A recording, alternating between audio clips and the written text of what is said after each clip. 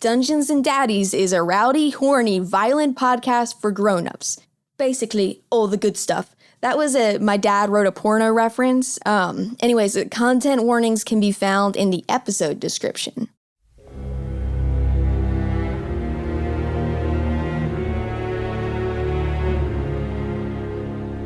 What you're about to hear is part one of a three-part series called At the Mountains of Dadness, which was a stretch goal we did for our Patreon supporters. It's a prequel campaign played in the Call of Cthulhu system set in the year 1939 following the grandparents of Darryl, Henry, Glenn, and Ron. If you want to hear the rest of this series, there's two ways you can do it.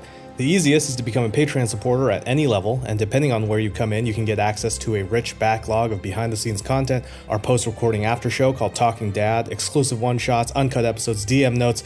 We put a ton of effort into our Patreon bonuses, and you can support the show and check them out at patreon.com/dungeonsanddads. If you can't commit to the Patreon, we get it. The other way is to head to our store at dungeonsanddaddies.com or ron.business, where you can find all three parts of At the Mountains of Dadness available for sale as a digital download. Either way, thank you for supporting us with your listenership or following our social media accounts at Dungeons and Dads on Twitter or bit.ly/DungeonDads on Facebook, or just sharing the podcast with your friends. Thank you all for a wild first year. Happy Honda Days, and we will see you again January 8th, 2020. That's when the next episode is coming out.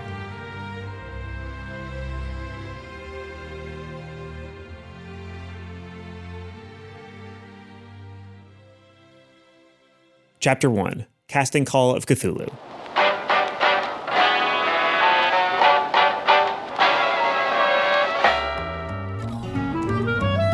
Welcome to At the Mountains of Dadness, a Dungeons and Daddies prequel miniseries where we follow the grandparents of the main dads from the Dungeons and Daddies podcast as you deal with a bunch of Cthulhu-ass bullshit.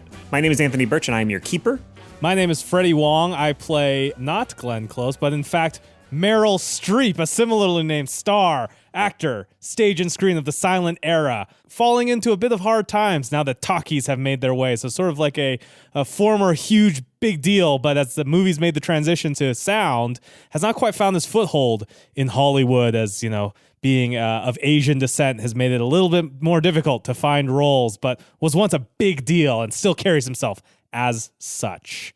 Based loosely off of a Japanese actor around the turn of the century by the name of Sessue Hayakawa, who was also a heartthrob. And Meryl Streep is the grandfather on the mom's side of Glenn Close. Oh, very cool. Yeah. What was the first movie that Meryl Streep starred in? Kramer versus Kramer. It was a story about a Japanese ad exec trying to get custody of his kid back, fighting the American legal system. He's a real underdog in that fucking movie. Huge underdog in this case. My name is Matthew Arnold. I'm playing Robert Wilson, the grandfather of Darryl Wilson on his father's side, and Robert, or Robbie, is or Rob. Those are all the various versions of Robert. Got them all. Don't forget Bob. And Bob. And Bobby. He does not like Bob. That's not even a dad fact. That's a free dad fact just thrown out there. He hates Bob. He is a cowardly line producer who deep down wishes he was a stuntman because his dad was a war hero, so he wishes he could be as cool as him. And a little dad fact is that he owns 3 cats. He is, by the way, have a steady girlfriend, but despite that, he still also has 3 cats. That's all. What are the names of the cats? Oh, they are Bob, Robert, and Robbie. Oh my gosh. That's economical storytelling. Good evening, ladies and gentlemen, and all the ships at sea. I'm Will Campos, 1930s mode, and I'm playing Hildy Russet, roving cub reporter for the San Dimas Defender, a.k.a. Sally Stipe, her undercover alias when she's operating as a makeup artist on Blue Planet. So Hildy is the grandmother of Henry Oak on his dad's side, we'll say. And dad fact, grandma fact about Hildy is that her favorite musician is the crooner Louis Prima. Her favorite Louis Prima song, she loves Stardust. She goes absolutely crazy for Long About Midnight. Really the early Prima era when he had Jack Ryan on bass, Garrett McAdams on guitar. Like that was the really quality era of Louis Prima. So that's what she likes. That's what she listens to in her spare time when she's not digging up scoops. Hello, my name is Beth May, and I play Stuart, aka Stud Stampler.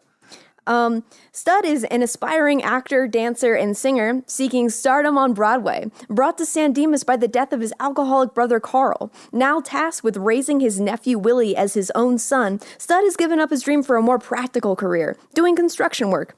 But Stud, always in awe of the silver screen and the adventures it depicts, compromised by working at Father's Own Films, where he could be close to the excitement he so longed for in his showbiz days. So actually, Stud is technically Ron Stampler's biological great uncle, but is, for all intents and purposes, his grandfather on his dad's side. Okay. Fun great uncle fact about Stud Stampler is that he does not have polio. A rarity in these ages. Before we begin, there's just some stuff that you should probably know to better enjoy what the heck it is we're doing, because we're using the Call of Cthulhu system and not Dungeons and Dragons. First of all, thank you to Tin Bromide, TPK Cthulhu, and Scam Likely from our Discord for helping me out with prepping this game, because I've never DM'd Call of Cthulhu before, and they gave me a lot of help. Also, just keep in mind that this is your content warning, because it's a horror game. There's going to be some like creepy body horror stuff. There's probably going to be some violence. Nothing sexual or anything if that's something that you're worried about, but it could get a little rough, a little gross. Like more so than we usually do. Yeah, like Uh-oh. Okay. Yeah, the library, the shit with the library with the hand coming off, it's gonna be stuff like in that vein, but slightly less funny. Nice. But yeah, and also like obviously it's Lovecraft, and he was a piece of shit. So just so you know, the entire idea of this system is inherently problematic and stupid, and we're just gonna kind of like go and just do it anyway. The idea that you can lose a bunch of sanity and then become a useless society makes no sense at all. But whatever. Okay, so the way that this game works is when you hear our players make rolls, unlike D&D, they don't want to roll high. The idea is that you have high stats on your character sheet, but you roll a D100 and you want to roll under the stat that you were trying to get to. So just so you know, if people get a low roll and then start being happy, that's why. Or is that we're going insane? Yeah. The other thing is insanity. Every character has a certain number of sanity points, and by seeing horrifying things or things that expand beyond the limits of human consciousness, they will lose sanity points, which can lead to temporary madness and all these things. The basic idea is that if they ever lose all of their sanity, they are out of the game. It is the same as being dead. And unlike Dungeon Daddies, currently there are no training wheels on, so any or all of these characters could die. It's a fucking fair game. And with that, welcome to At the Mountains of Dadness, Chapter 1, Casting Call of Cthulhu.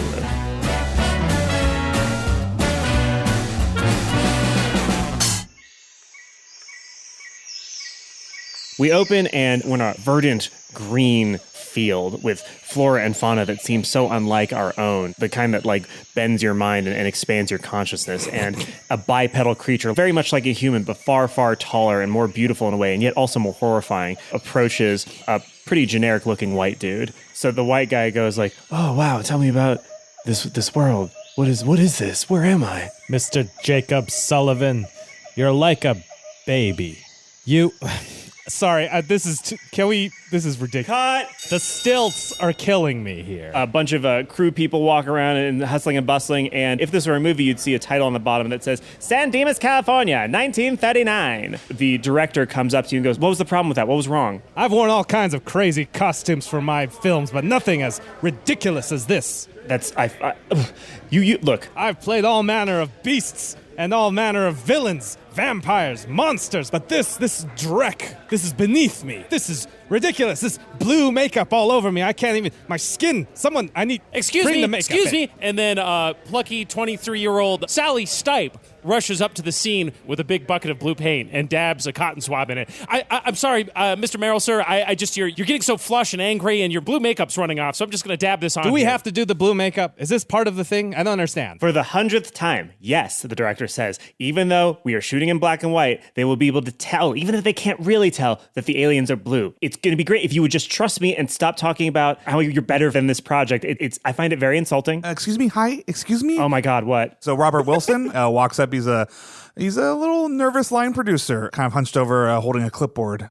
Just so you know, that's the last bucket of blue paint I can afford. So, I'm not telling you how to do your job, but we should probably, is this scene good? Are we good to move on? The director throws down his beret and says, "You know what? That's break." And he just storms off. No, the we set. can't break.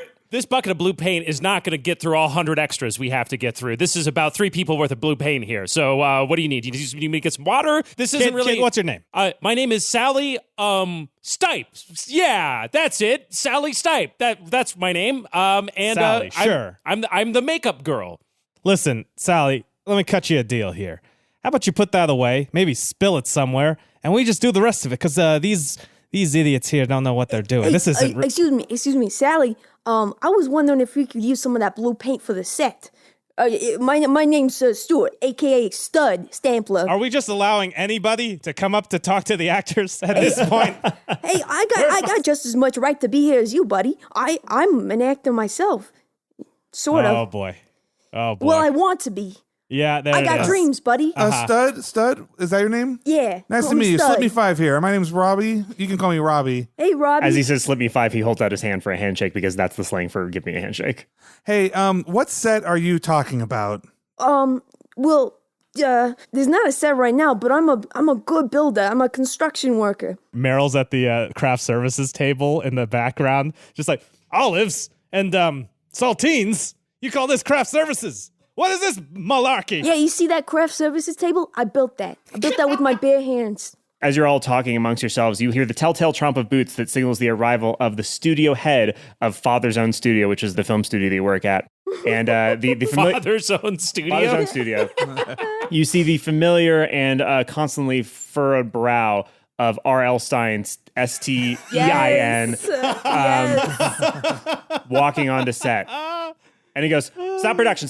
This is what are you guys still playing your stupid make-believe games? Thank goodness, finally, someone who's going to take us out of this 2-bit production and get me into Shut up.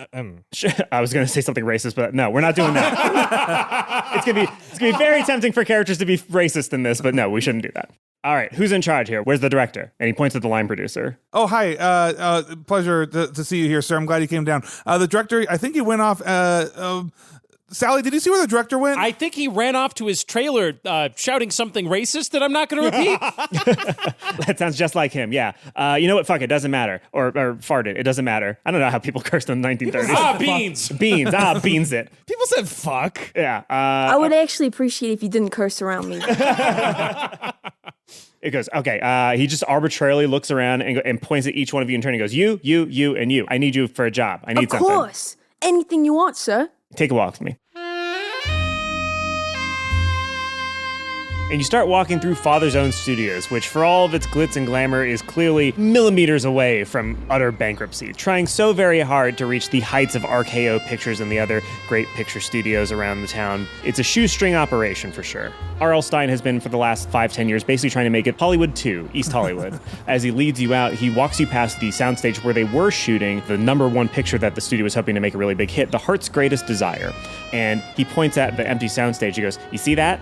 That's where we're supposed to be shooting the real shit, not the namby-pamby blue planet guys having sex with a hair woman. That gibberish you guys are doing. We're not doing that. Finally, someone who sees eye to eye with me. So the director, he's sort of, and he leans in and like sort of huddles you in, and what would be a dad huddle if he were a dad, but he's not. And he goes, the director's gone missing along with the star, and more importantly, the film. The most recent cut of the film is just gone. And what I need you to do Is remake it. No. Oh, okay. Because you'd be bad at it. I need you to go and I need you to bring it back here. Because otherwise, this studio is kaput, your careers are fucked, and do not let anyone else know about it. The last time he went missing, there were some sly prostitute murders, so I just need you to keep it under your hat, if you understand what I'm saying. Prostitution and murder sounds like we should call the cops. I can do that for you right now if you would No, like. do not call the cops. If the cops get called, then they'll arrest him, and then we won't get the film back. I need you to go get it and bring it back to me without letting anybody know. Do you realize the PR disaster would be? It certainly would be a PR disaster. It would be a sensational story, the likes of which no one has ever seen. And the intrepid reporter who caught the scoop, why, he'd be able to write his own meal ticket, I bet. That's a fair assessment, yeah. You just want us to preserve the magic of the movie. Make it real again, you know? He puts a hand on your shoulder and goes, that is the dumbest thing I've ever heard in my life. But, Mr. Stein, can I have a side with you, Mr. Stein? Just over here, 3 feet away. yeah, and he just doesn't move. I stand slightly farther away from him. So now you're just like shouting it. It's just raised voices. I look at everyone else. I'm like, hey, guys, scram a little bit. No, I'm going to stay right here. I'm 6 feet back. Is it enough? I could go farther. Sally's like, yeah, I'll be right over there if you need me, boys. While everyone's not looking, she tries to hide in a nearby bush. Oh, fun. So this picture that they were shooting. This Todd's was Greatest Desire, yeah. Yeah. So let's just say we do a little thing here. I call in some favors. We sniff around for your director friend. I hear you guys were recasting the villain. There was no plans to... I hear I you see. guys were We're doing a little- recasting the doing villain. a little quid pro quos, to quote the ancient Chinese. That's Latin, my friend. Same thing. It's so tempting to I'm be just saying racist. that- I know, it is, right? So listen, as you know, star of the silent era, Meryl Streep here. I'm looking for Oh, yeah, you were the sexually charged villain in that detective picture. yes. Yeah, Well, yeah, yeah. you know, My wife had some feelings about you that I had to stamp down, but quick. she wasn't the only one, let me tell you. So here, let me just cut. let me just Mr. cut straight to Streep, the sir, chase. I just want to say I had those feelings too. I'm going to step back now. Let me just cut straight to the chase, he says, ignoring the plucky carpenter. I'll call in some favors with some of my friends in town, dig up your erstwhile director here, and how about you say in return you get me a part in this picture? I say, I'll get you an audition. I'd like to intimidate you. Yeah, go ahead. So you're going to roll D100 and try to roll under whatever your intimidation stat is. What is your intimidation stat? This is what's insane. It's like, okay, intimidation, dodge, drive automobile, electrical repair. I have a 40 on intimidation because I figure I have a lot of like old Hollywood contacts, even though they may not necessarily call me back. I'm going to use those. I'm like, see, I know Mr. Selznick. So I'm saying, how about you just get me that roll? 88. That's far above my That is 40 intimidation. far above. And he goes, yeah, absolutely. And he gives you what you have come to become accustomed to as a polite dismissal and lie. You've probably been lied to enough in this town, being a handsome Asian man in an industry propagated primarily by white dudes, to know when you're being lied to. Yeah, I got a good sense of that. I sigh and I step back. All right, we'll look for this guy. I figure a favor owed anywhere is worth something. That's fair. He walks you back to the rest of the fools. Three steps. Wait, Three just steps. sir, I don't mean to be a problem, but just to clarify, the four of us, we have this actor that clearly does not want to do this, and this gentleman I just met, who I'm not sure works here or not. Do you work here? I don't have you on. You talking to me? Yeah. Yeah, well, yeah, I want to work here. I just moved here and I'm looking for jobs, and I figure I'm good with my hands. I'm a handy man. I could do anything on this set. You need a water? I can get a water. Yes, get me a water. Okay, I'll be back. Do you know where any water is? Excuse me. Hey, anybody got a water over here? It's real important. What was your dumb question? What was the dumb thing you were going to say? Are we the best ones to do this? I run back with the water. Oh, That's not water. Oh, That's coffee. I'll be right back. He says, look, I'm not going to pretend that you're the only group of people I have looking for this guy. I hired a private detective. He hasn't come back, so I feel like I need to send people that I don't care about so much. High quality H2O right here. It's for everybody. Everybody can drink out of this bottle That because is- we don't believe in germs anymore. Your hands are full of whipped cream. I'll be right back. Listen, fellas, I can see what's going on here. He saw a star like myself with the connections that I have all around town, and he figured we were probably the best bet. And you folks are my lackeys coming along here. You, numbers, pencils. What's your name again? Robert. Ravi. Pencils. I like pencils. And you, well, there were three of you. What happened? I might overhear, gentlemen. And then you hear a voice come from a bush nearby. It's me, Sally Stipe, the makeup girl. That bush is And talking. I pop out of the bush. Through my many adventures, I know a thing or two about disguises and hiding in places, and I think I'd be just the ticket for this kind of job. He probably thought that I could use a makeup person at any point if I needed to slip into a disguise and surreptitiously listen in on conversations. That makes sense. Stein says, you know what? Let's go with that. Yeah, you're the face, he's the makeup, and then you get water, and then the other one is... I've got it. I've got the water. I confirm with 3 different people that this is water. I love that there's still like Ron Stampler energy that still comes through in this. How did you bring? Is it in a cup? Did they have bottled water back then? No, they didn't. Oh yeah, it's definitely in a cup. I just take the cup of water and I just gulp it down. I'm very nervous. There you go, sir. Mr. Stein? Yes. Can I talk to you for 1 second? Yes. Can you step aside a little No, bit? just talk to me now. Why does everybody need any... It doesn't... Oh, okay. I don't care about any of you enough to give you the slightest amount of respect. Just give me what? Okay, if you gentlemen, this is a business conversation. If you could just turn around for a second. Absolutely. Okay, yeah. Hey, Okay. Mr. Street, I just want to show you something real quick. I've been working on that grimace, that sexy sort of smolder that you got going. Look at my face right now. Do you like it? I think I could be a big star like you someday. I put a hand gently on the shoulder. I'm like, why don't you fetch me some more water? Absolutely, sir, of course. I'll even get it in a cup for you. Yeah, why don't you So, skedaddle? Sally, if you want to listen in on whatever is going to be said, you can roll your listen skill. Actually, I am going to run to the nearest payphone.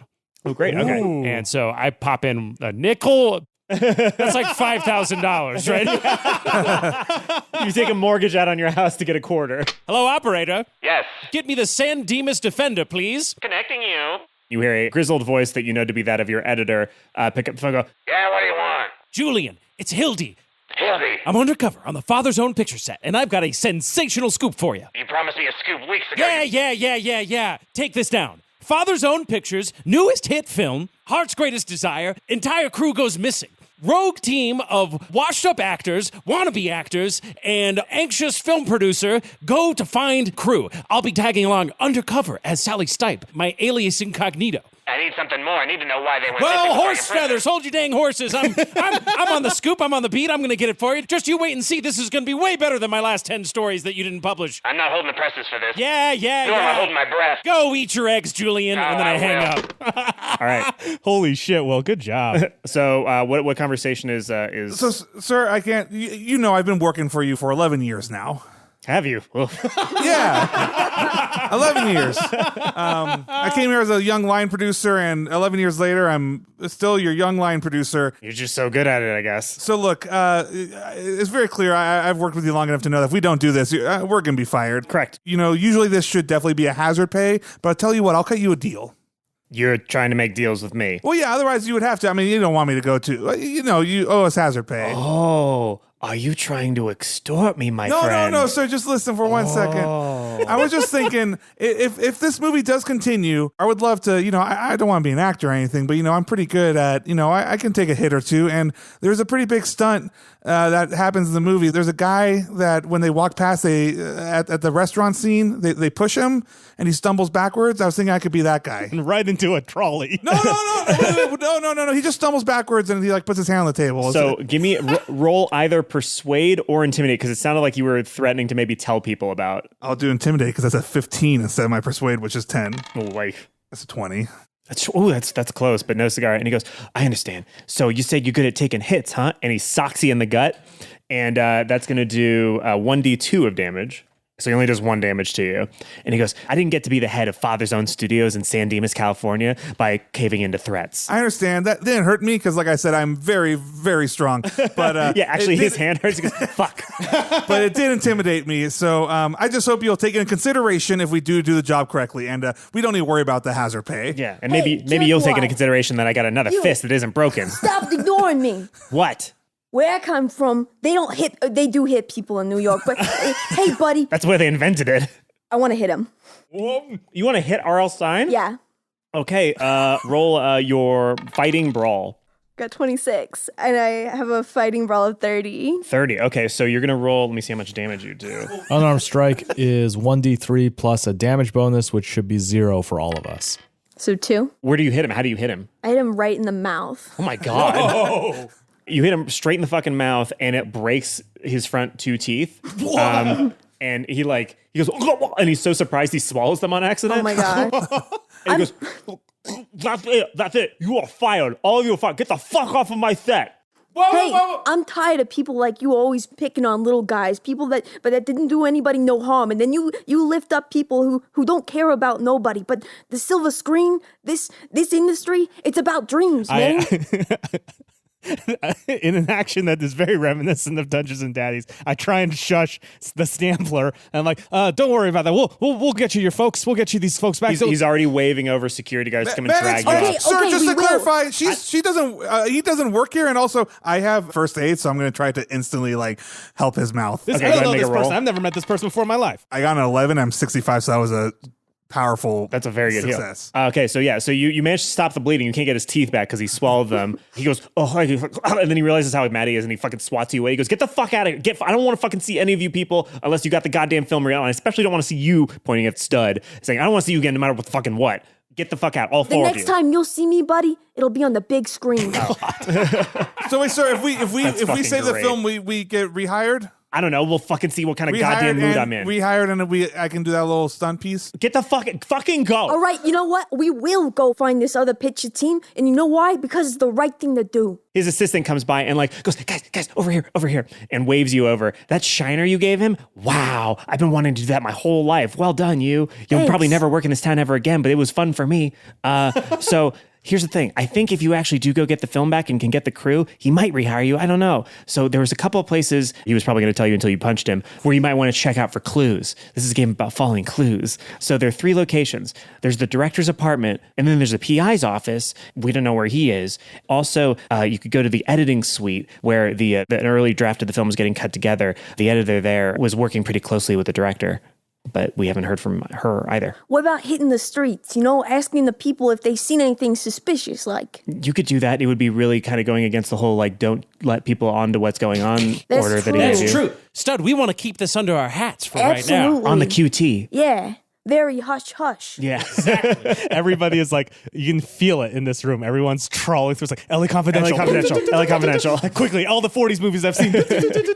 Sally seems to have like a knack for this sort of thing. Hey, by the way, my fiance's name is Sally. Oh, that's terrific. What a small rinky-dink world we Well, live not in. exactly fiance. I'm planning on it at any time now, though. Oh, well, you make sure to speak your piece to her. Y'all want to see the ring right now? Yeah, absolutely, man. When you gonna drop the question? Maybe after this. What's your name, assistant? My name is Dean Koontz. Dean Koontz? Dean Koontz here help me. DENCOONTS. Dean Koontz here help me pick it out. What do you guys think? I hold out the ring. Oh, that's lovely. Man, she's so lucky to have a guy like you. Oh, thank you. You know, Say, that's a whopper of a handcuff. You got quite a knack for fling and woo. I hope she doesn't give you the air. I agree with everything you just said. Sorry, is that just a page in that book? All right, confession time. Everyone else has their character sheets up, and I have Dewdroppers, Waldos, and Slackers, a decade-by-decade guide to the vanishing vocabulary of the 20th century. This is from their section on 30s slang, and it's on the section about romance. So, a handcuff is an engagement ring. To give the air... That's dark. Literally, in Spanish, esposa means spouse and handcuff. Like that's really? a thing. Yeah. Flinging woo, of course, I think we all know what that means. And to give the air is to reject a marriage proposal. Wow. This has been 30 Slang Corner with Sally Stipe / Hildy Russell. Hey, Stud, that's your name, right? Yeah, it's my name. I just want to say thanks a lot for defending me back there. Of course, man. Nobody should be picked on like a bully like that. Everybody got dreams, man. What's your dream? Oh, in New York, I wanted to be a big star on the stage. I've been tap dancing since I was little, but then my brother Carl, well, he got sick. Actually, he made himself sick. Years of drinking, He really loved that bottle. Got a bottle down his throat every night, so to speak. He actually passed away. So now, this Broadway star's coming to California. I'd love to be a star here, but right now, I'm focused on raising my nephew, Willie.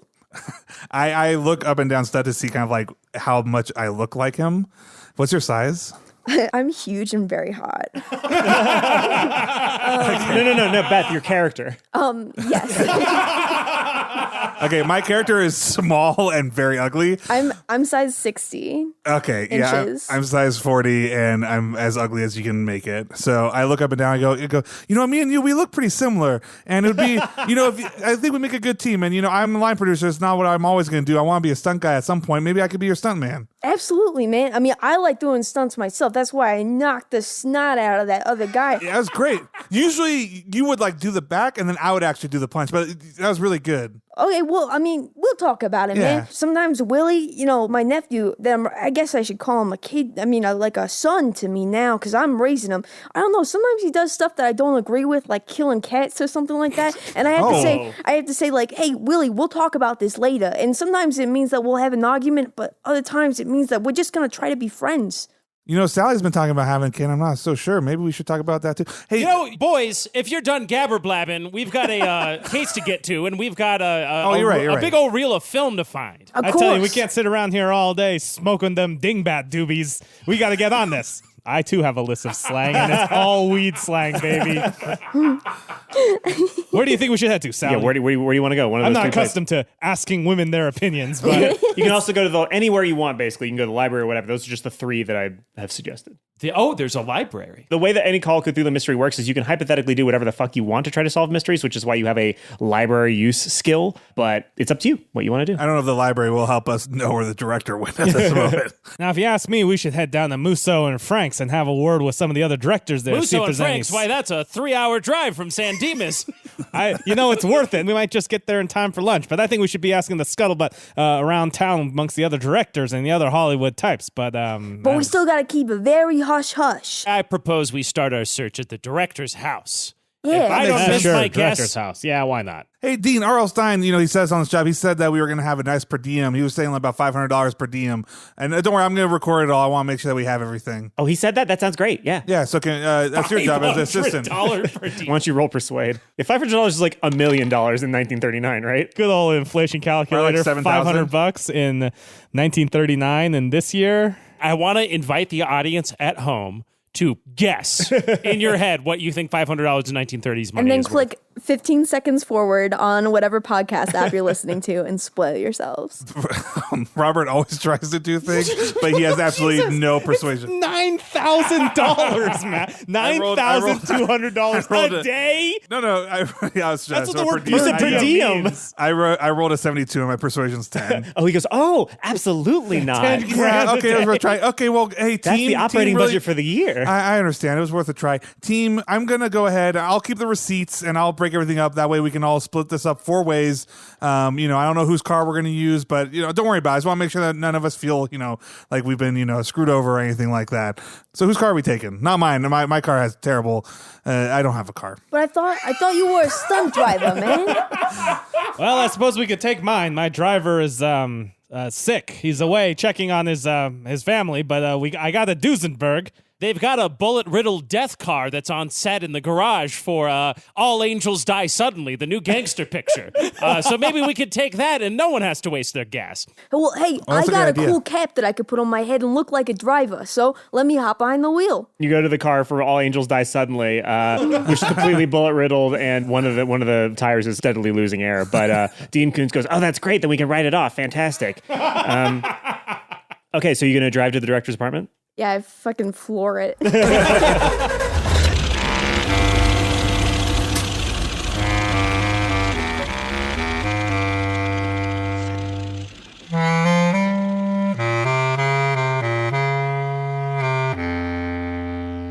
When you arrive at the director's apartment, you can see that the door is wide open, and before you even enter the apartment, you can smell very bad things. You smell every manner of bodily fluid imaginable. And stepping inside, it looks like somebody has smashed this place to fuck. Not to have sex, smashed it to hell and back. Yo, with girl, this I wanna place. fuck, but first Had we gotta sex with smash. the apartment. They fucked this place up to smash. His many awards that he's won are in pieces on the ground. You smell pee everywhere. There's this crusty brown substance on his rewards. I just want to say that Robert is nose blind. Sorry, one more time? Robert's nose blind. He doesn't have any He smell. needs Febreze. My God. I just want to, in case it matters later. He doesn't have a sense of smell. I always thought you lacked common sense. All right, everyone take a D2 of sanity loss for dad jokes. What do I get for my bad joke? Oh, nothing. This game is about tragedy and slow decay into nothingness. So there are a bunch of crumpled up notes everywhere and stuff. So if you want to try to find something more specific, you can roll a spot hidden skill I'm check. going to roll spot hidden. I'm going to do spot hidden as well. I'm awful at this. I rolled an 81 out of 25. I'm so really I good don at my it. white gloves and just pretend to look like I'm looking for things, but I'm not really getting my I hands rolled dirty. bad. I also rolled bad. Okay, I rolled a 5. Oh, Okay, great. Whoa. So that's an incredible roll. So actually, that's a critical success, I believe. Nice. All right. So you find his journal buried beneath a pile of half-written screenplays that have been scribbled out and ripped up and shit like that. But beneath them, you can find his leather-bound journal. And inside the journal, the handwriting is very bad and scraggly, but you can make out that it says new finale underlined several times. Current finale is not working. I need to film it where the oaks grow tall. And he's underlined that a couple times. Beneath that, another journal entry saying this lead actor is, and then clearly a smear of his own shit. And then beneath that, need auditions. Can film auditions in California, unlike finale. Because you rolled an extreme success, you also see stuck to the back of the journal by horrible bodily fluids a card from a taxi service. It's from Yellow King Cabs. Gentlemen, get a load of this. Gather round. Oh my God. Oh. They There's a need lot a new of lead poo. actor.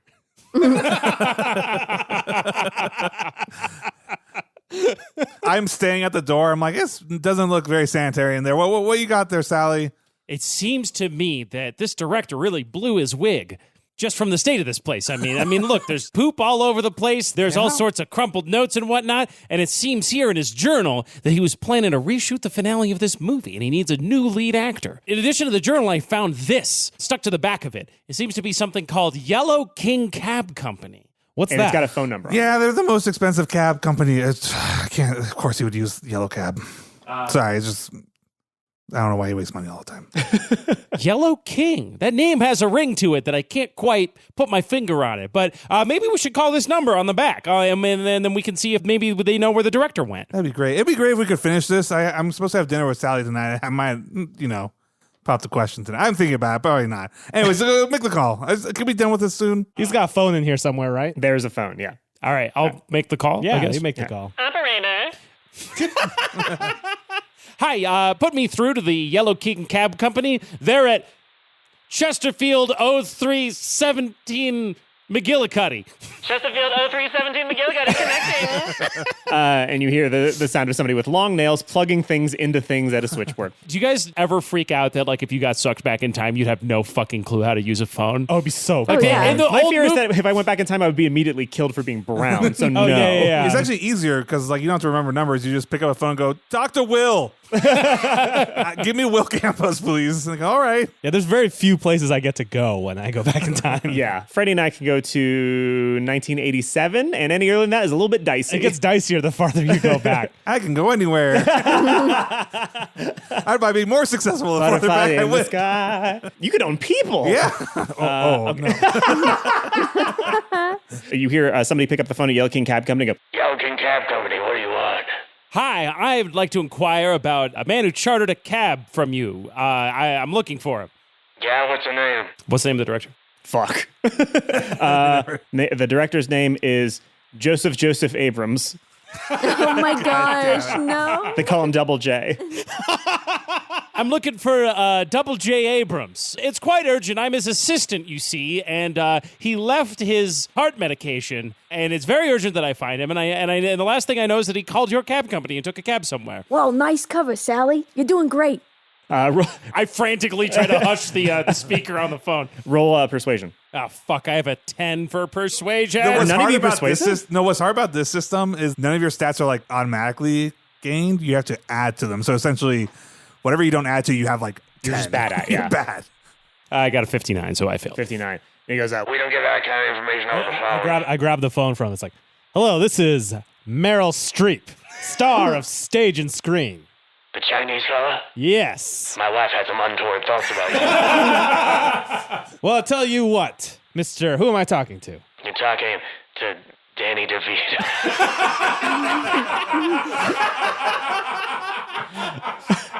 Well, Mr. DeVito, let me tell Everyone you. in my family is named that through the generations. Well, I'm Miss- at a taxi company. Well, Mr. I love it. Well, Mr. DeVito, I got some dough with your name on it. Is that so? Yes. Being a star of stage and screen, I have quite a bit of it to throw around. Perhaps you heard of my lavish parties that I had in the Hollywood Hills some 10 years ago. Danny DeVito says, Well, unless you got a way to shove money through the phone receiver, it doesn't do a lot to me right now, does it? Money over the phone? What sort of sci-fi world do you think we live in? You know, I'm working on a screenplay. It kind of petered out around the second act, but that's the main thrust of it is money through the phone. That's my thing. What's it called? Dial M for money. Holy shit. That's way better. I was going to say it's called Vengeance Mountain, which I'm shortening to Venmo, but no, Venmo, Dial M yeah. for Money is way funnier. Dial M for Mike. Good work. Well, I could have my my butler send it over. Do you still have a butler or are you lying? I am lying about that. Okay, so go ahead and, I guess, roll Persuade with, I would say, a penalty dice. So it's basically disadvantage for the tens digit because you're Is far there any away. way I could roll this on credit? Because it's like I have a reputation as being, like a former celeb. If you were physically with him, yes, but since you're over the phone, like how can you really prove that you're him, A, and B? Since you I haven't see. even Credit been is in just talkies, your really. credit's literally just your physical money. Yeah, and like if you were next to him, you could roll credit. And he would like look at you and be like, "Oh, this guy's rich. He's I looking see, like I he's see, dressed." I But see. you're over the phone, so it's kind of Could I roll charm? People didn't lie in yeah, you can roll charm. 1939. Because my charm is much better. 49, 19, 49. all right. So is that under your Yes, it charm? is. My charm is 75. Damn. Okay. Wow. Shit. Fuck. You're Yes. a charming dude. I'm a charming guy. All right. Many wives have had untoward thoughts towards me. You know? Yeah, I guess. Although that would work against my charm, wouldn't it? I mean, no, but also that like he's basically like, He wants to be you. If I tell my wife that I talked to the Meryl Streep, then maybe, vicariously she'll Oh, I be see. more Yeah, excited yeah, about yeah. getting. All right. So, yeah, he chartered a couple cabs. He went from the Father's Own studio editing suite to his apartment. Then he took a ride from his apartment to the Griffith Observatory. And then from there, he went to the train station. To like a Union Station? Yeah, Union Station. It's going to be tough going down to Union Station because it's literally the grand opening. It literally started in 1939. Yeah. The grand opening of Union Station, really? Yeah, I'm pretty excited. Me and Sally want to go there. I heard the ceiling's incredible. You're going to find that a lot of things in this campaign happened exactly in 1939, maybe 2 weeks ago. Well, Mr. DeVito, thank you so much for the information. Tell you what, I'll have my assistant send over a signed headshot. Hey, real quick while I got you online, can you say your famous catchphrase from that picture where you were the sexually charged villain, the one that makes the lady swoon? Well, I will say that it was a silent picture, so I actually never really said anything. They just had me mouth the alphabet, and then they added it in. Mr. Streep, I practiced that line every night. Every night as I went to bed, I was like, ABC. Oh, man, you were the best in that movie. Yeah, the catchphrase that made the lady swoon. What was it again? It was, come here, lady, and hold your body against mine. Whoa! Man, I could hear you say that all day. Hey, Sally, in that journal, what else did it say about the oak trees? Gosh, that's right. I forgot all about that. And I flipped through it. Okay, so when you look at the journal, you can see the phrasing is exactly need to film new finale where oaks grow tall, and oaks grow tall is underlined. Now, where oaks grow tall, is there a is there an oak forest around here? Is there a I guess I'll do it not. Can I just try to think? Let's see. Can I think good? You could roll history. You could roll natural world. I'm going to do a history roll. See if I could trek back through my knowledge of the San Dimas area. I failed. I don't know of any oak groves around here. I don't know if you gentlemen know of anything. Let me think. I critically failed that roll. I failed as well. So I can call my gal Sally. She works for the parks. She was a gardener and landscaper, and now she works for the parks, mostly a Joshua Tree area, which opened in 1936, if you all know.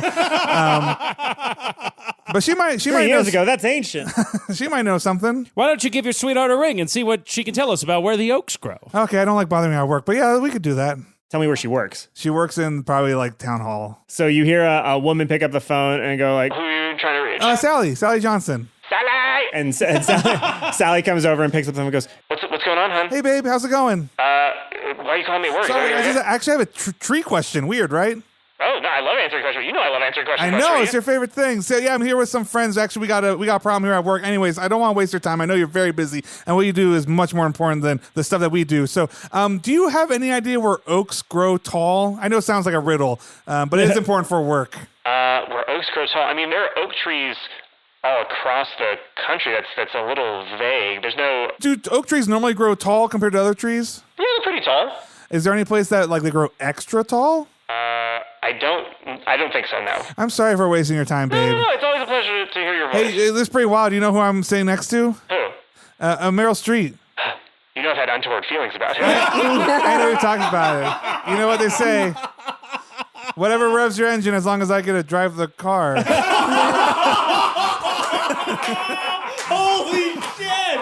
Oh my God. Holy shit! yeah. You want to say, hey, can you say hi to my gal Sally? Say your signature line. Sally, you probably don't recognize my voice. Yeah, I've never heard your voice before. But it is me, I I've assure only seen you. your movies, never in talkies. I assure you, it is me, and I'm fixing to change that with the help of your boyfriend. Yeah, he's my boyfriend. With the help of your boyfriend here. But until then, why don't you hold your body real close to mine and rub against it a little bit. I'm at work.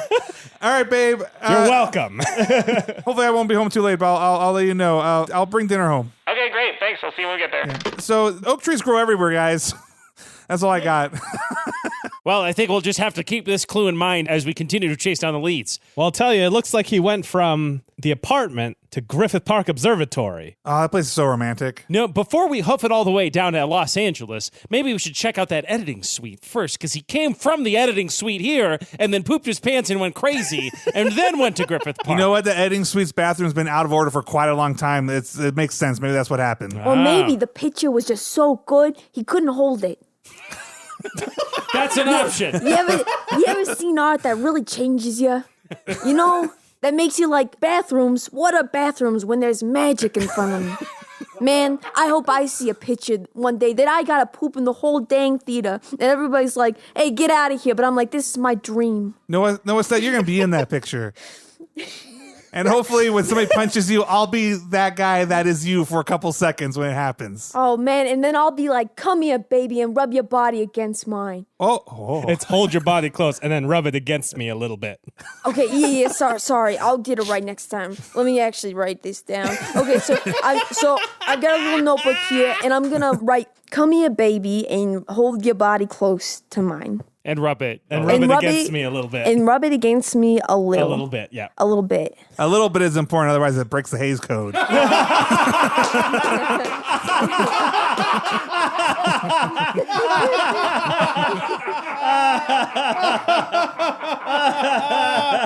No way. Very good. Very good. Fuck, that's funny. All right, so I guess we should go to the editing suite. The editing suite.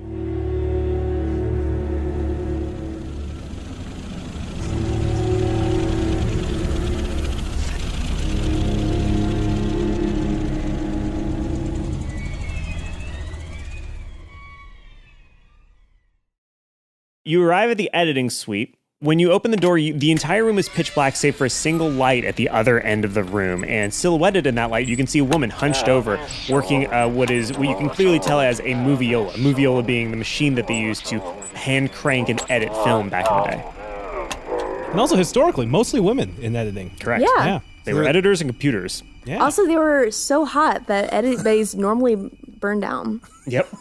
It was also The because women or the film, editors? I thought that's what she said. These Film gals is- were so hot. yeah, film is flammable, but editors are even hotter.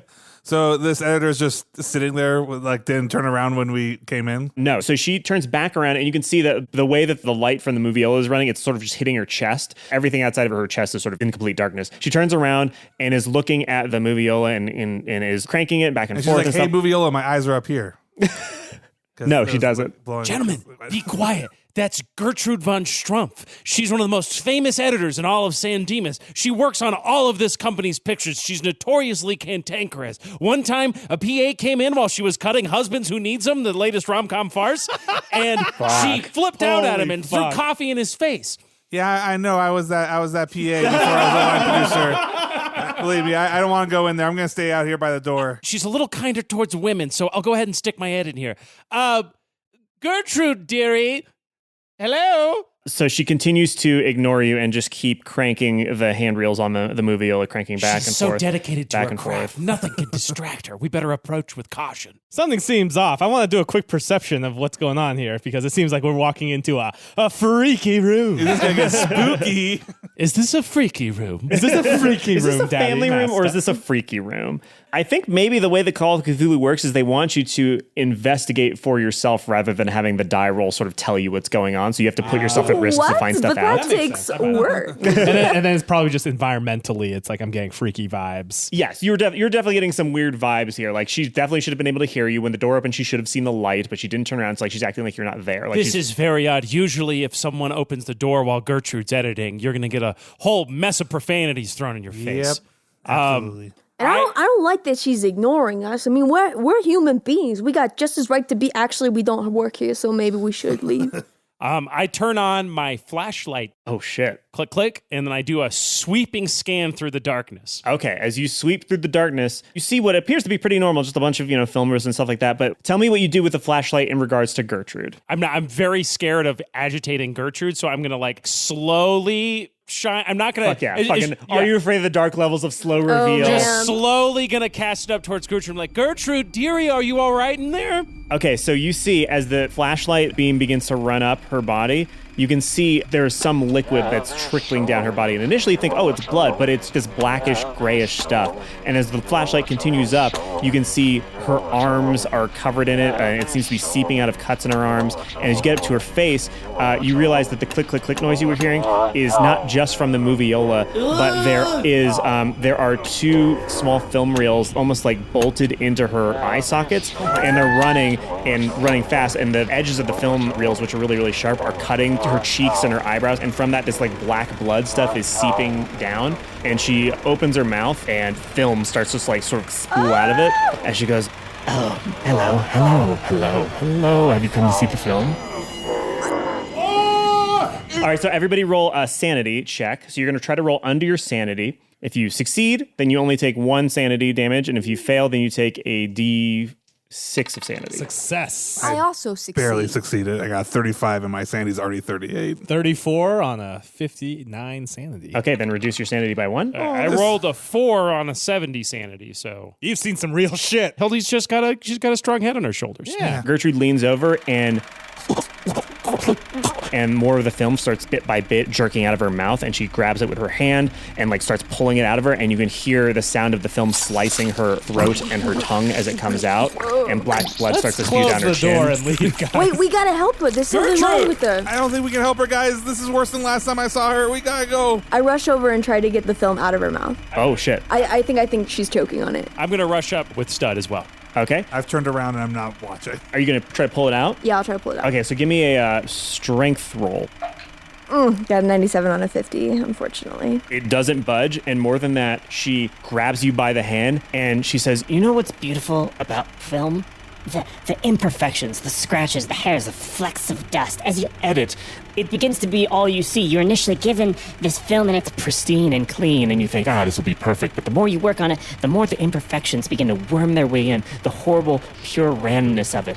and she turns to you, and her fucking eyes continue to like spool, and like blood continues to pour down. She goes, "Would you like to see the film?" Stud, you need to back away right now. Something's not right with this woman. So she doesn't let go of your hand, and she goes, No, you have to see. You have to see the film. It's going to be the greatest film of all time. We're going to wait for the premiere. You know, this isn't really the right environment to enjoy a full motion picture, you know? Like, I think we'd rather wait until the whole thing comes together. "Why don't you go ahead and roll persuasion?" So I fail. As you say that, she turns and looks at you. Her jaw like unhinges and opens even wider, and you see this like bright light come from within, almost like the fucking film projector. I close my eyes. I try to shield my eyes. First, you're gonna have to do a sanity check because that's an insane thing that she just did. Yeah, that's a fail. So I could roll a d6? Yeah, roll a d6 of sanity. Oh, that's not too bad, a 3. So you close your eyes, but you're gonna be temporarily blinded for this next part. Gertrude turns to you, Stud, and says, I have the dailies to show you. They're Stud, so don't beautiful. watch the dailies! Don't watch them. They'll teach you so much about the randomness. So I'm going to just run in and do a flying kick at her head. "Okay, give me a fighting brawl roll." Next episode is going to be the adventure of 3 people going down. And that was a 17 roll on a fighting of 30, so I do succeed on that. So she's gonna try to dodge you. She fails. You clock her with Sick like axe kick. a fucking sick axe kick that you've definitely done in your films before. And that's 3 damage on my roll. Mr. Streep, that was incredible. Does Stud get broken out of this thrall briefly? Does she like stagger back? Let's roll for her strength to see if she lets go or not. No, she's still holding on. Mr. Streep, I know I'm still caught here, but that was Okay, so now we're going to be in proper combat. So Gertrude is going to grab Stud by the neck. So basically the way that the moviolas work is there's an exposed strip of film that you crank with these 2 reels left and right, and in the middle where the film is exposed, film is pretty sharp on the edges. This is like this razor sharp edge. So she's going to grab you by the neck and try to force your head down into the exposed film strip. So you're going to roll opposed to her. So we're both going to roll a D100. Man, this broad just won't quit, and I gotta respect that. Whenever you're defending, you have a choice. You can either dodge to try to avoid the damage entirely. You can fight back to try to do damage back to her. Or you can try to do a maneuver, which is like fighting back, except instead of doing damage, you do something special to them, like trying to restrain them or push them or any of those things. So which of those things would you like to do first? Kick the moviola over. Yeah, right? that's a good idea. Yeah, I think I'm gonna try to push it over. That's a maneuver. So what did you roll? I rolled a 97. Okay, that's very bad. I know. That's a critical fail. So she rolls a success. So she grabs you by the neck and jams your head into the side of this moviola, and the film strips with your wide open eyes just cut across you like Oh, no. and your eyes just get sliced the fuck open. Wait, both of them? Both of them. Is she blind now? Yeah. Man, good thing there are talkies now. Oh, no. This happened fast. Yeah. So luckily, that only does 3 damage to you. But the bigger thing is that she's Unluckily, blind. your eyeballs are now basically gone. The goop is fucking running out of them. God. But the upside is, because she's showing you the movie, you see, like, in your soul, not with your eyes, what was on the film strip. On the plus side. On the plus side. You gotta look on the bright side even when you can't look. So you see them shooting a romance scene between the two stars of the film on the studio lot in Father's Own Studio. The two lovers are embracing, and you hear J.J. Abrams yell, "Cut!" And he steps into frame, and he goes, This is bullshit. I don't believe this. This isn't real. Casting director, hey. Yes, I'm so sorry, sir. What's the problem? This is bullshit. This space is bullshit. It's not expansive enough. I want to feel the stars from without and from within. I want the stars to feel like they're coming from inside of me. So what I want you to do, you're going to go to the Griffith. You're going to find me some fucking stars at the Griffith. That's what I want, okay? So tell me what you're going to do. We're going to do casting auditions at the Griffith Observatory. I'm so sorry. the film keeps going. And the director is off camera, but you can hear him just like beating his head. And he goes, They kiss, that's it, the world's in danger, it's gonna end, and they kiss. No, it's not real. It needs to be dark, it needs to be more honest. You gotta go out with a bang. There's this place in Tennessee where the tall oaks can burn real good. That's what. and then the film ends. But in addition to that, you can see what she's talking about. The film it's not just the image you're seeing. You can see the imperfections on the film, the little dust mites and the little bits of hair or whatever. The visual noise of them begins to drown out the actual image that you're seeing. It's like you're looking at the static and the dust and the detritus, and all that is crawling its way into what would have been your eyeballs and sort of taking up a fucking home in your soul. Like you feel the randomness and you feel the decay and the fact that this world is chaos, and however beautiful this film might have once been, nothing is going to survive the entropy of existence. So make a sanity roll. 68. Okay, how much sanity do you have currently? I have 80. Okay, great. So you only lose 1 sanity. Okay. And your eyes. Okay, so that's it for Gertrude's turn. It is your turn, Stud. Okay, describe what's going on to me. I can't really see anything. Your face is being shoved into a moviola. Could somebody help me push it over? And then does anybody have a match? We got light. I feel like all of you smoke. Oh, yeah. Yes, we've all got 4 Zippos. lighters. Yeah, I feel like it's 9 through 39. Probably every single one of you smokes. Without looking, I just hold up matches like, yeah, I got them. Okay, guys, I got a plan. What if we light the match and then throw it in here? You guys grab me and we'll hit the road, Jack. Sounds like a plan. If you're going to try to push it over, go ahead and make a strength check. I rolled exactly my strength. What does that mean? That means you succeeded. Okay. So you successfully kick over the moviola, which is enough for Gertrude to go, "No, the film!" And she lets go of you, and she rushes over to try and pick it back up. So now it is Matt's turn. What's going on? We gotta go. Get out of here and torture. Okay, I just run down the hall. Okay, you just get away. Nobody's going for you. Wait, the match! You are now out of combat. It's too late. I can't hear. Sally said we gotta get out of here, so I just start running. All right, you are now out of combat. Freddie, it is your The turn. match! I'm gonna flick my lighter, throw the Zippo in towards the pile of film, and pull Stud out. If you're doing both, then you're going to roll with disadvantage on your roll for the lighter. Yeah, I'll try and do both. Okay, cool. So roll for your throwing skill. What are you throwing it at? If this is like an editing room, there's going to be piles of film on the floor. There's going to Sure. be stuff hanging. It's going to be just sort of a mess, right? Okay, yeah, sure. So I'm going to throw at the biggest pile of film that I see. Okay. And luckily, Meryl Streep did some track and field, did a little bit of shot put. So that throw skill's at 65, baby.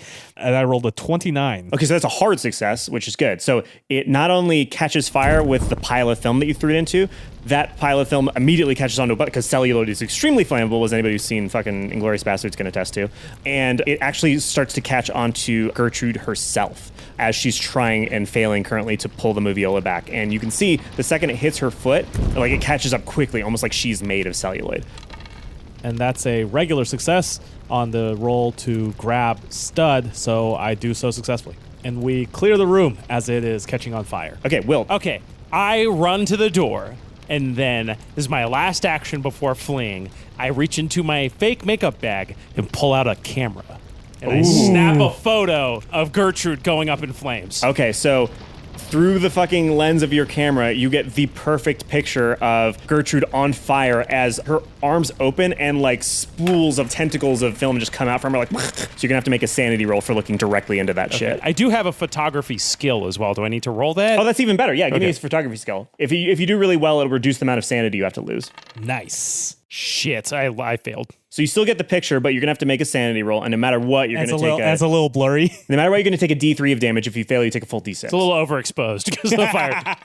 All right, it succeeded. Yeah, take a D3 of sanity damage. All right, so I rolled a 5. So yeah, that's a 3. That's 3. Okay. So you're successfully out of this combat. Blood is streaming. Successfully is in quotes. So blood is streaming from poor Stud Stampler's face as you burst through the doors out into the parking lot of the editing bay out in sunny San Dimas, where everything seems to be completely normal and not infested with a horrible celluloid monster. I was running down the hallway and I turn around. I'm like, oh, thank God we all got out. Oh my God, Stud, what happened? Guys, give it to me straight. Is it bad? What's bad? I mean, you It lost hurts your pretty eyes. bad. It hurts pretty bad. It's pretty bad, stud.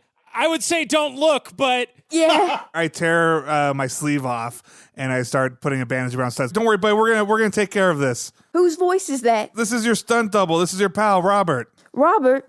Hey, man, I saw you running down the hallway. I even asked for the match and you didn't give it to me. Wait, when? You know, when I lost my fucking eyes just a second ago? Okay, we'll talk about that in a second. I'm sorry, that's mean. I'm just in a lot of pain. No, I'm in a I lot understand. We'll of talk pain. about that guys. in a second as the Wilson family fucking coat of arms.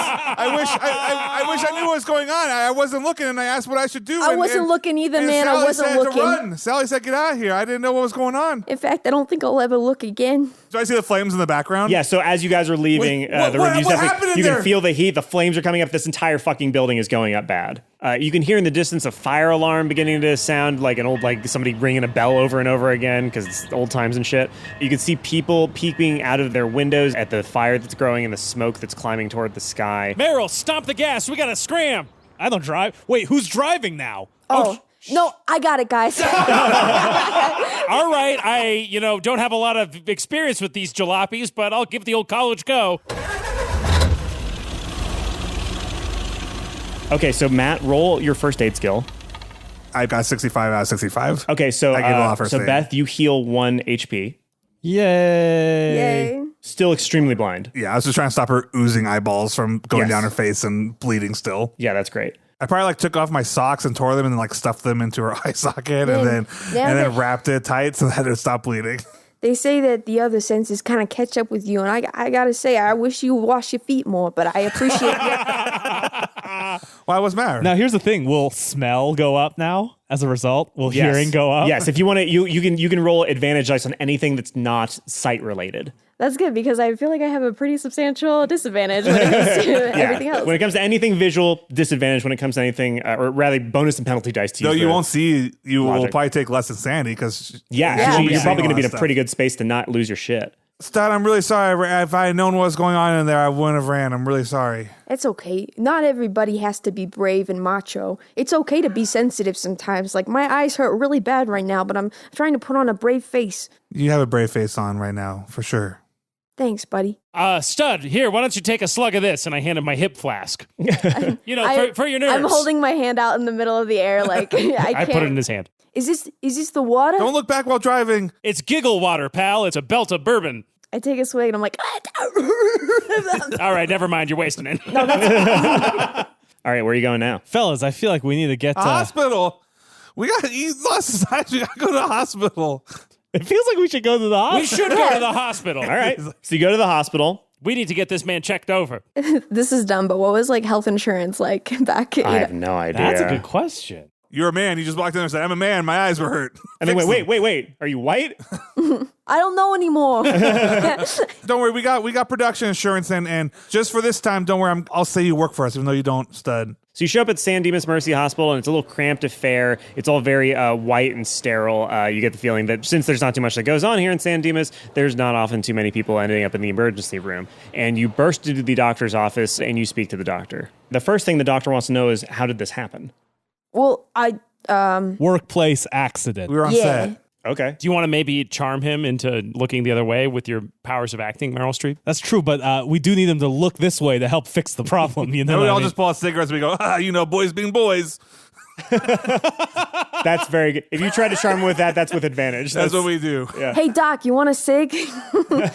Oh, yeah. the doctor comes in these smoking. These calm my nerves perfectly. These are great, yeah. They lower stress, blood pressure. I always do one before surgery.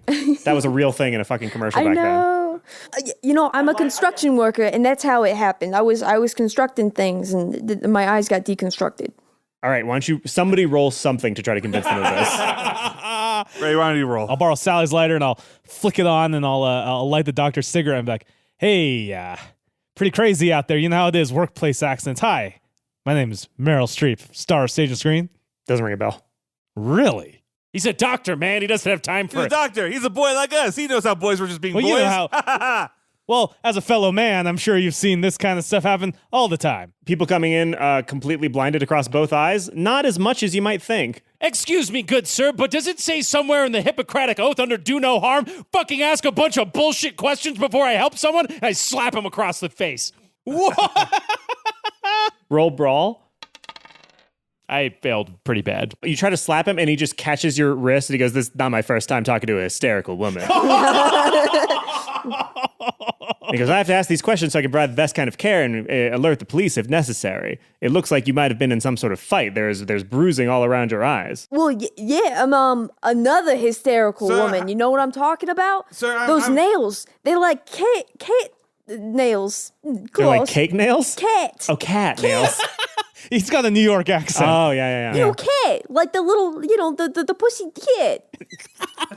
Sir, we work for Father Zone. I believe we sent He's a lot now of heard 7 different accounts. We've had a lot of people come here because, as you know, our sets are not the safest. This is a construction worker. He fell off the top of it and hit his eyes on the way down. It's a horrible. He hit his eyes on the way down. Yeah, it was a very tall set. It was a multitude of things, like death from 1,000 cuts, except blindness, eye death. All right, go ahead. From 1,000 cuts. Somebody roll something so I'm going to have this guy react. Do you have a good persuade? No, I have a horrible persuade, but I'm the one that was talking. Yeah, I failed. Okay. No, I don't need to persuade you. I got the money. I have the money, and you work for me, and I'm going to pay you because it's your job, sir. So I don't know why I'm persuading you to do your gosh darn job. So here's the money. He pulls out his hand. He says, "This money is for the hospital. This money is for me to not say what I know has happened, which is All there's right. been Which fighting." hand is he holding out? Mill Describe it Street, to me. give him some money. What? Me? I expect to be fully reimbursed for this, sir. Okay, so if you're going to bribe him, you have to reduce your credit rating by like 5 Okay. or 10. I will bribe him. I roll a 21, which is a hard success on my credit roll. Okay, so you only have to lose 5 of your credit rating for paying him off, essentially. Okay, so you pay him off, and it seems like you've probably bought his silence. And he goes like, "Sorry, but you're blind for good as far as I can tell." Bribed you for that? Yeah, we know that. I've disinfected it. I looked at it from several angles, and I didn't lobotomize you. Doc, so that's the best you can hope for. Doc, you got any Pain medication? you got any glass eyes lying around? Perhaps we could give our good friend here the appearance of normalcy. Oh, I definitely have both painkillers and glass eyes, and it gives you both. Oh, man. Wait, can I hand him back the glass eyes? Can you put these in for us? Oh, yeah, sure. He does. It feels very bad. Those injuries are pretty raw. So you basically have 2 glass eyes that are God. now, blood is running down the glass eyes. They're in your head. They don't look, I mean, they look like you have bad, This weird seems eyes. like a bad doctor. Guys, how do I look? He was willing to take a bribe to not tell me about this. It's the best in San Dimas. Yeah. So, San yeah. Dimas. It's the best. Forget it, Jake. It's San Dimas. Yeah. I pull out my movie star shades How and do- I how put do them I over look? you.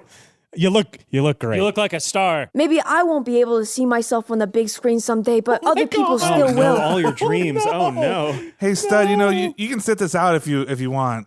No way, man. I'm in it for good. I'm gonna bring back the magic in this picture town no matter what. I would even lose another eye, except I don't have it anymore. I'm totally blind. Oh, man. What a bummer. I'm going to do a bummer roll. I have to go to the little girl's room to deal with feminine don't want to hear things. this. Feminine things, the doctor says. You know they pee out of their vaginas. Guys, even in 2019, it is true. While they're all not listening to me, I sneak out and go to a telephone. Operator, get me the Defender and put 2 fingers of bourbon in it and step on it. I'll put some stank on it. And slightly quicker than usual, you're connected with the Defender, and you hear your editor go, What is it? Julian, holy crackers, is this story blown up hotter than a tap dancer on Broadway who's just had 2 fingers of bourbon? You love that 2 fingers of bourbon idiom. Yes, I do, and it would take an idiot to not realize that this is going to be a sensational story. Now, get this. We visited the director's home. It's covered in filth. It's covered with those sane ramblings of a delusional man. He wants to reshoot the entire finale of their most expensive picture. Oh, I mean, these Hollywood types can be a little bit unusual, but that sounds like your typical megalomaniacal bullshit. We also went to the editor's office, and the editor's completely lost her mind. She had some sort of horrific contraption on her face. Local stuntman, Stampler, he went blind from getting his face sliced. It's been gore, it's been action, it's been viscera. Now, let me tell you something. I want my name front and center on the byline, and I want a picture on the lead of the paper.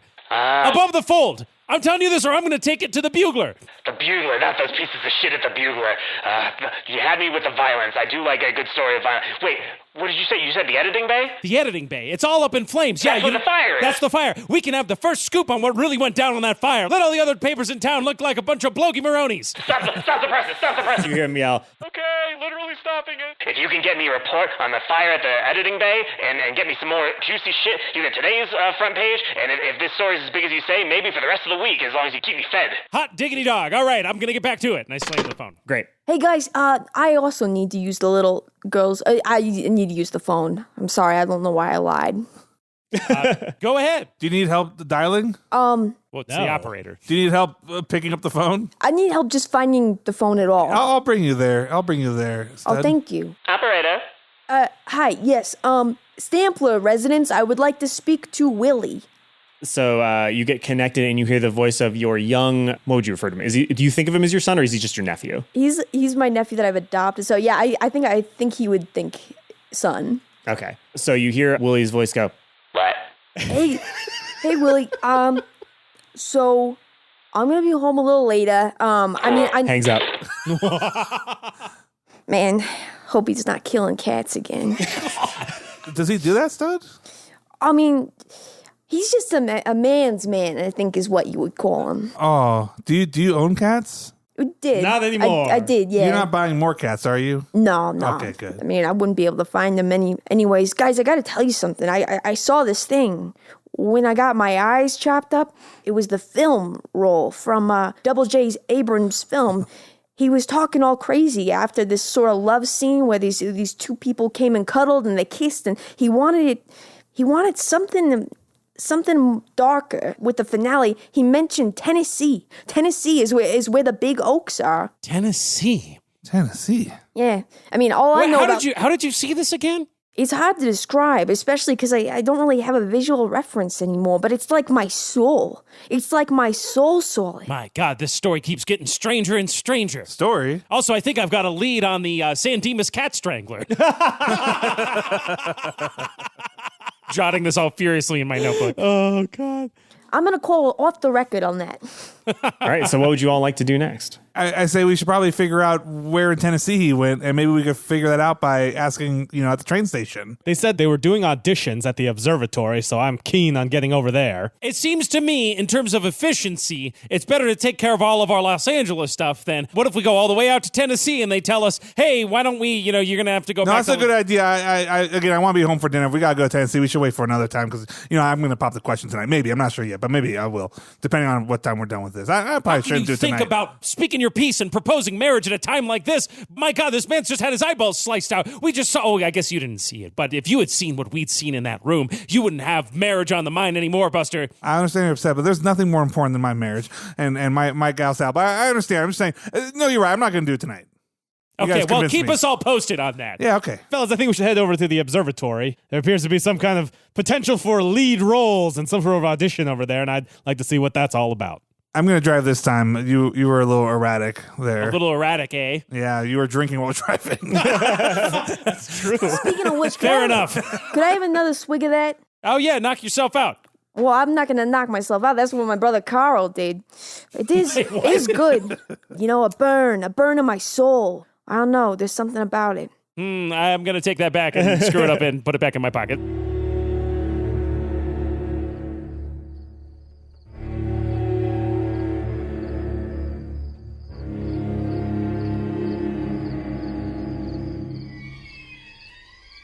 After a not inconsiderable drive, you make it to the Griffith Observatory, and inside, there's What time is it? It's midnight, basically. So I missed the dinner.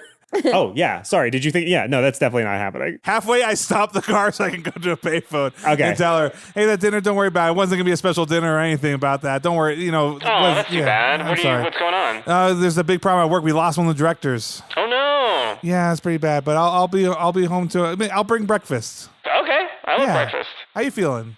I miss my boyfriend. Oh, I miss you too. Did she almost say husband? I think she did. I hope those two crazy kids can make it work. I love that Stampler's in the car and can somehow hear. It's like, Stampler, what are they saying, Stampler? I can read lips.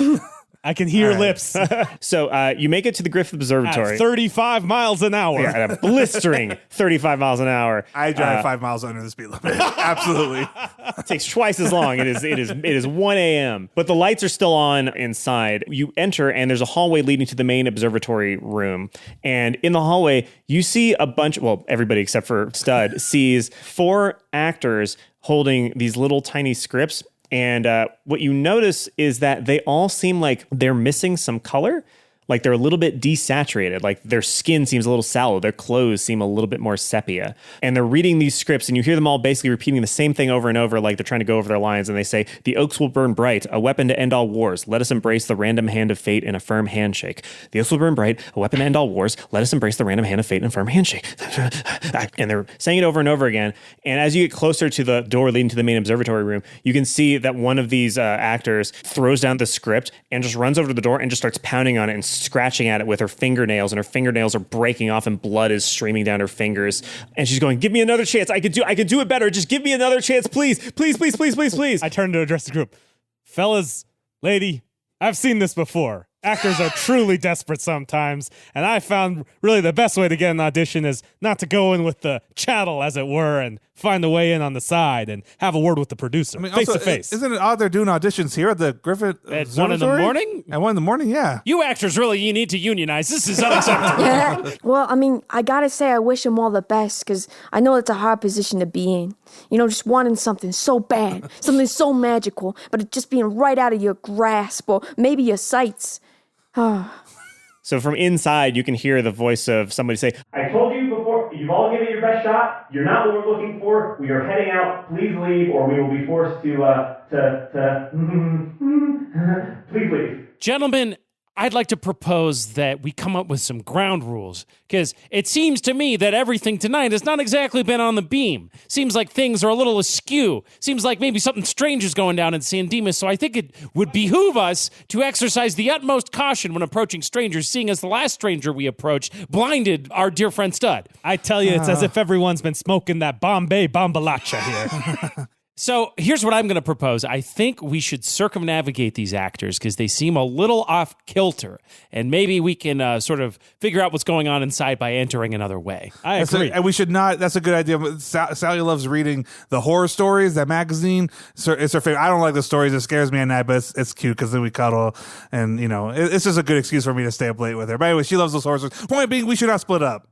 They always die if they split up. Yes, that happened in the screaming purple people of Doe-Eyed Valley. Don't even say that one. Don't even say that name to me. I don't like it. It's too spooky. This reminds me of the action in that one where the people seemed normal and then they flipped out. I think we should be careful. Yeah, let's go around. And I think I've heard the sides that they're saying, and I'm going to give this a shot. Okay, so you head around to another, basically a fire exit. It's out of view of the other actors, but it is locked. Oh, gentlemen, as a makeup artist, I've had to break into many a room, you know, when actors refuse to come out of their trailer, but you got to get them ready for the shot. It checks out, folks. Makes sense. I would like to go ahead and make a locksmithing roll on this door. Do it.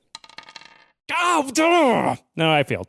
Okay. I'll try. I'm not as good No, as it's too late. Oh, okay. So you try to unlock the door, and maybe you would have succeeded, but you make a pretty loud deal of it. And just as you're about to try to open it, the door itself wrenches open from inside, and you see... I did it. Good job. I feel like one or two of you probably recognize that. Yeah, this is the casting director's assistant.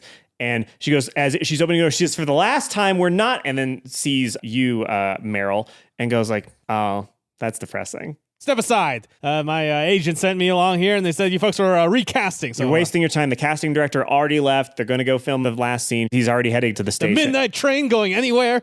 No, it's going to a specific place. If you want to read, you can, but you're really going to have to impress me for... We're not here to read. We need to find Double J. I am here to read. All right, I feel like you took aggro point on that, so she'll probably listen to you first. She says, "So you're going to read along with some film we've got." She points behind her, and there's basically a camera that's sort of hooked up to like a telescope, and like the telescope is like, it's taking like moonlight and starlight in, it's pushing that through some weird makeshift camera, and that's the light that's projecting the film or whatever. And she goes, "All you got to do is you go up to that camera, and you put your eye up to the lens, and then just deliver the line. And if you What if I just deliver it right here? That's not acceptable. That's the director's looking for somebody that can really connect with the truth behind the film, with what the film is trying to say. And if you can't physically connect with it, then I just don't think you have the... And excuse me, what was the film trying to say? It's a little heady, but we feel like audiences are definitely going to be ready for it. It's about the randomness of the world, about how chaotic things are, and how that chaos is in its own way beautiful and terrible at the same time. Boy, do I know it. Guys, quick huddle. Meryl, if you mind. We should come up with a name for a huddle like A this. crew Huddle. Hey, after you guys told me what happened in the editing room, I like you said, I think everything's askew. Meryl, I would not put your eyes. I think if you put your eyes in that telescope, you're going to end up a lot like Stud. I'll put my eyes in Exactly. there. I was going to say, Stud there can't see. Maybe let him. You're telling me I'm supposed to go up against... Meryl, gosh darn, this isn't a performance. You're not going to get a part. What do you mean? See, look at those actors outside. Yeah, There's a bunch of losers. Eyeballs. A bunch of losers. They're clawing. You know, I think given how kooky things have gone tonight, the fact that we saw an actress outside scraping her dang fingernails off trying to get into this audition makes me think, what if they saw... Okay. You haven't seen a lot of actresses in auditions. I have a theory of the case I'd like to put forward to you gentlemen. I think whatever they saw looking through that thing made them go bananas the way that Gertrude went bananas. Exactly. I think there's something about this film that affects your mind, like a real stinker, like a real floppo, like Cat People. You ever see Cat People? I went to that movie Matter in a Hornet's Nest. I think it's like that, but maybe 10,000 times worse. Stampler, you can go after me. I'm going to march up to the thing. But full knowledge of what's going on, I'm just going to close my one eye. I'm not actually looking through it. Okay. And so I pretend to look through it and like, okay. Well, as you put your eye up to it, you can feel your eyelid being like pried open by like some force from within it, like the dust and the hair and shit on the film. You can feel like God. You can't outthink Cthulhu creatures, Freddie. it's like fucking, you feel one of the like bits of hair like grab your fucking lower eyelid and just stretch it downward, and grabs the other one, stretches it upward. And you can feel the sharp tendrils just like hook themselves into your left eye and just keep you there, and you are stuck to the lens. But to all of us, it looks like Meryl's just acting really, really hard, right? Yeah. You see a scene that they presumably filmed a little bit earlier, and it's got the female lead. She's delivering a monologue, and the words and stuff are fine. It's nothing you haven't heard before, but something about the way that she delivers it, something about the way that it's shot, something about the effect of being this close to the film. This is the single best thing you've ever seen on celluloid. It is so good that tears begin to stream down from your other eye. So why don't you roll a sanity check? That's a 25, and that's a save on that. Okay, so you only take a d4 of sanity damage. 3 damage. So he's seeing this, it's hooked up to a telescope pointing to the stars, Yeah, right? basically there is a film camera set up such that it is connected to a telescope at the Griffith Observatory, and it's pulling in starlight and moonlight and using that to shoot that starlight and moonlight through the film at the out of the lens, essentially.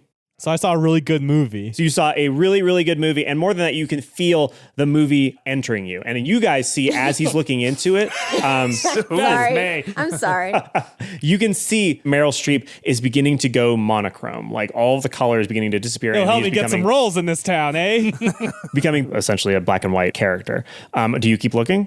No, I'm still trying to get the part. Okay, well then, yeah, deliver the line. So do I pull myself away from it? No, you can't. I mean, if you're gonna try to pull yourself away, it'll be a strength check because it's like hooked into your eye. Let's not lose more eyes. If you allow yourself to just keep looking at it, then you'll have to basically do another sanity check, but you can deliver your line. Okay. Do you want this roll or do you want this roll? I want this roll. Okay, then give me another sanity check with disadvantage. Ooh, that's a 73. So I've already not done it. So You're gonna take 2d4 of sanity. that's 5. Yay! Okay, so now we get to do some fucked up shit. Okay, man. because you took 5 sanity damage in one go, first you do an intelligence roll, and you want to fail this roll. Oh, because you want to not understand what you're saying. Exactly.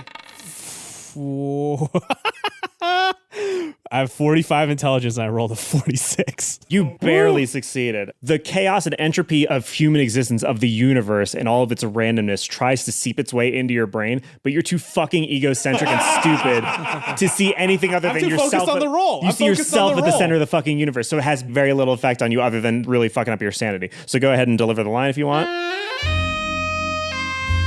The oaks will burn. Right? A weapon to end all wars. Metal Gear.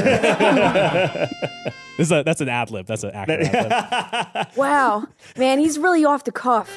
Let us embrace the random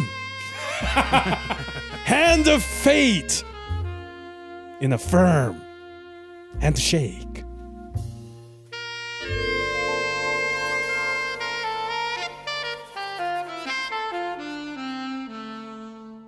You feel the lens let go of you. And Cthulhu from the depths goes like, that sucked. Yeah. Okay, we'll let you know.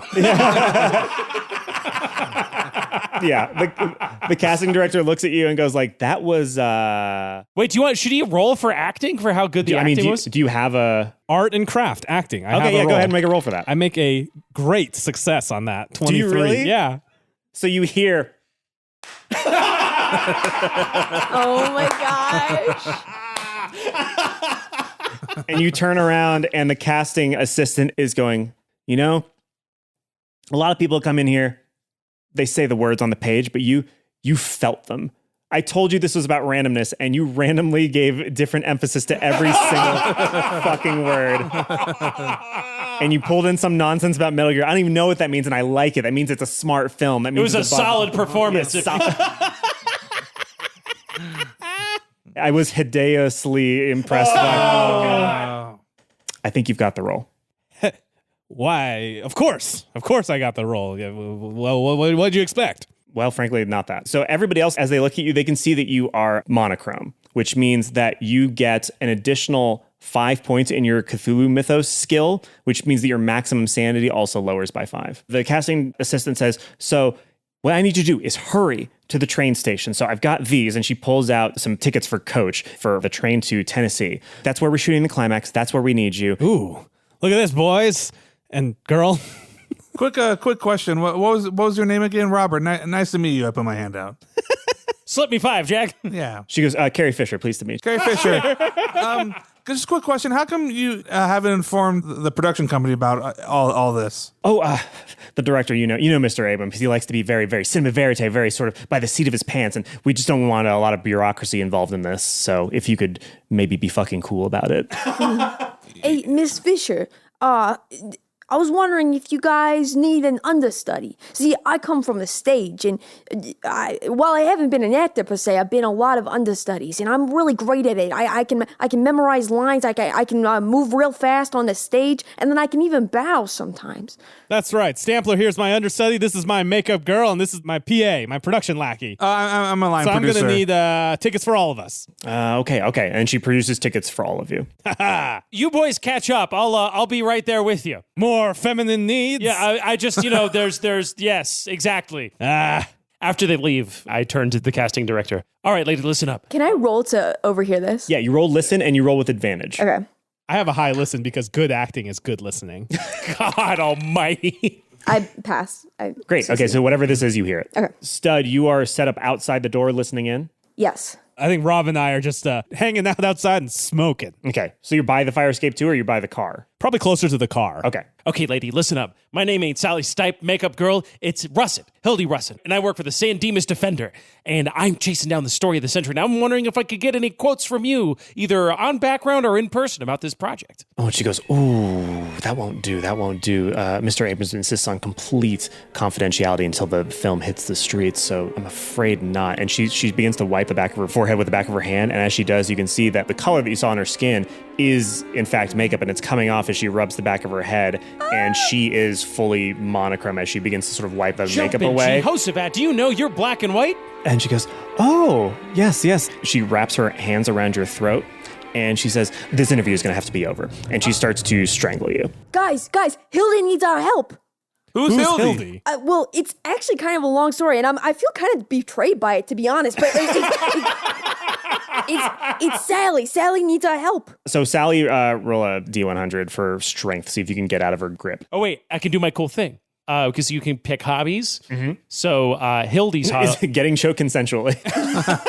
Hildy's hobby is judo. Yes! Her father was a police officer and said that a young woman needs to learn how to look out for herself in the big city. Great. So can I make a judo roll? Go ahead. Fuck yeah. So I have a 71 in judo. I rolled a 27. Woo! Holy shit. Okay, so you hard success. So you just fucking describe what you do. I go, hi-ya! And I flip the casting lady over on her back, and I give her a judo chop to the neck. Great. So you break out of the grip successfully, and as she's on the ground, she grabs the sides of her mouth and just starts pulling as hard as she can. She does the Joker. She does, yeah, she does. Yeah, and it's great, and for some reason, critics love it. So she starts pulling, and her skin begins to tear around her mouth, and more of that black blood that you saw coming out of the editor comes out. She screams like, Actors, Bring me this woman and all of you get a starring role. The actors who are on the other entrance kick the fucking door in, and 4 of them see you, and they look down at her and they look up at you and they just start sprinting at you. What do you do? Okay, do I have enough time to snap a quick photo before I sprint? If you do... Can I make a photography roll to see if I can do it quick enough? They'll make a speed roll, and if you take a picture, they will get an advantage on their speed roll to catch you. The photography roll is just for the quality of the picture. Do it when you get in the car. Get in the car and then take a picture. I got the great shot of her in front of the thing. This is where the picture is. All right, I'm dedicated to the story. I'm going to go for it. All right, go for it. Hell yeah. Shit, I failed. Terrible picture. No! So you take a D8. Wait, can I spend luck? Yes, you can. Oh, I forgot about luck. So the way the luck works is you can spend luck in order to improve any dice roll. But that means if I ever ask you to make a luck roll, then it's going to be a lot harder for you to pass it the more luck that you use on other rolls. I have 75 luck, so I'm going to spend, I guess, 17 luck. Okay. To click the shot. To get a regular ass photo. To get a normal photo of a crazy fucking scene. Okay, so you got the photo, and because you succeeded on your photography roll, that means you don't have to take the full sanity damage. You only take a D4 of sanity damage, and I'm just going to roll for it because I have a D4. You take 3 sanity damage. Okay. So the cultists are going to roll with advantage to try to get to you. So you're going to roll your dodge, and they're going to roll their dexterity. Oh, 5. Oh, you got an extreme success, you lucky piece of shit. They got a hard success, and I was so ready for you to get fucked. But no, you barely managed to start running. I'm outside, but I'm going to hold the door open, hearing the, gate that Sally has compared to the... Oh, shit. That's great. So you make it through the exit. Shut the door! Because I see Stud next to the door. So, Stud, why don't you make a strength check? Okay. Nice, 22. 22, I hold okay. it.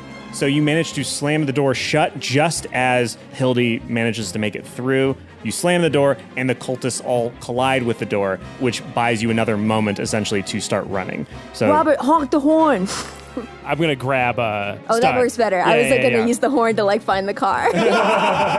Okay, cool. So you're running to the car. They bust the door open, but now there are 2 locations behind you. I'm going to hold the door open for these guys, and then I feel like... Start the car! Start the car! Yeah, hurry up, guys! And gal! And we all hop in and speed off.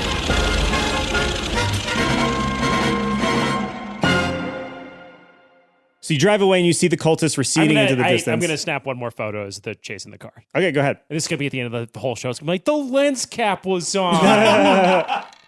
Terrible. It's a shitty photo. Hey, I couldn't help but stutter. How come you call it Sally there, Hildy? Yeah. How come, Sally? I mean, Hildy. Oh, boy. Well, Just to clarify, guys, I called Sally that because I heard that her name was Hildy, but I'm asking right now why her name is Hildy. Hildy? all right, boys. Settle down. I've got a story to tell you.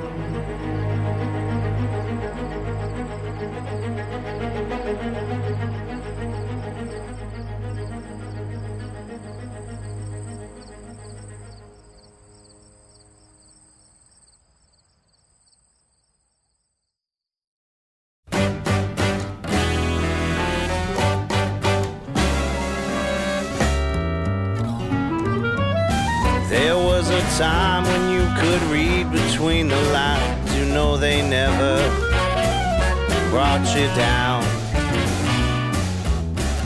There wasn't a boxing you weren't thinking anyway, so you never brought you down. And I know it's gonna be alright. You've just heard Chapter 1 of At the Mountains of Dadness, Casting Call of Cthulhu. Matt Arnold played Robert Wilson, Will Campos played Hildy Russet, Beth May played Stud Stampler, and Freddie Wong played Meryl Streep.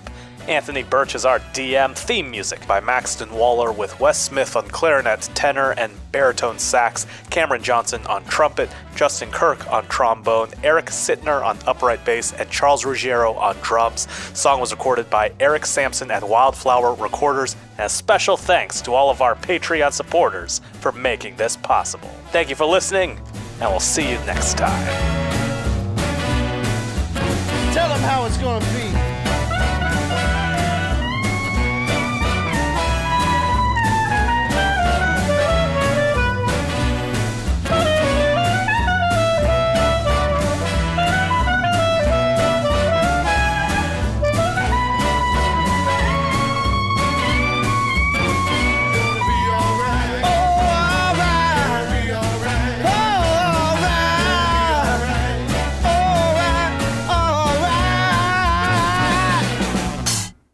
let me tell you something. If this piece of shit blue planet, if this thing ever hits theaters, it's gonna be the worst disaster since the Titanic. In fact, I feel like I should go out to the fucking Atlantic Ocean and toss it into the ocean to be with the ruins of the Titanic, because that's how bad this goddamn script is. And Arlstein calls over his assistant and hands the script to him and says like, hey, you heard what I said. If they're not back in time, I want you to take this out to the ruins of the Titanic, put it in a waterproof bag, and then throw it over the side of the boat to be with the ruins of the Titanic.